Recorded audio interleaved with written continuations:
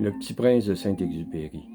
J'ai vécu seul, sans personne avec qui parler véritablement, jusqu'à une panne d'avion dans le désert du Sahara il y a 6 ans.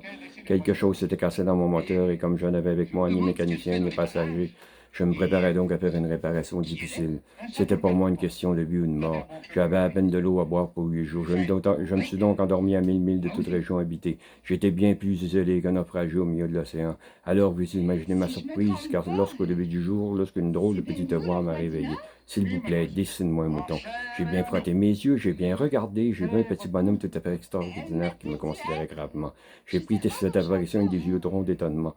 N'oubliez pas, j'étais à 1000 milles de toute région habitée en danger de mort. Je lui dis, qui es-tu? Il me dit,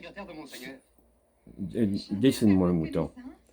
Quand le mystère est autant impressionnant, on n'ose pas désobéir. Aussi absurde que cela me semblait, à 1000 milles de toute région habitée en danger de mort, j'ai sorti de ma poche une feuille de papier et un stylographe.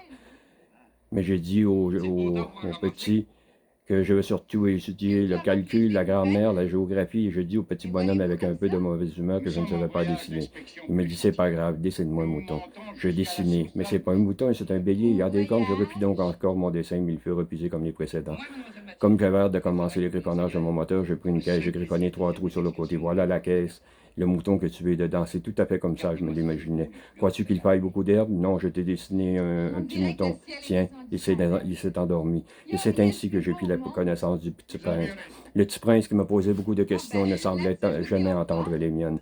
Ce sont des mots que peu à peu, que par hasard, m'ont tout révélé. Une journée, il a vu mon avion, il dit, qu'est-ce que c'est cette chose-là? J'ai dit, c'est pas une chose, c'est un avion, c'est mon avion. Tu viens du ciel toi aussi, de quelle planète es-tu? Et c'est ainsi que j'ai appris sa planète d'origine était à peine plus grande qu'une maison. Il suffisait de bouger sa chaise de quelque part pour voir le crépuscule chaque fois qu'il en avait l'envie. Il dit, si les moutons mangent les graines, ils mangent les graines de baobab. J'ai dit, mais les baobabs sont des arbres grands comme des maisons.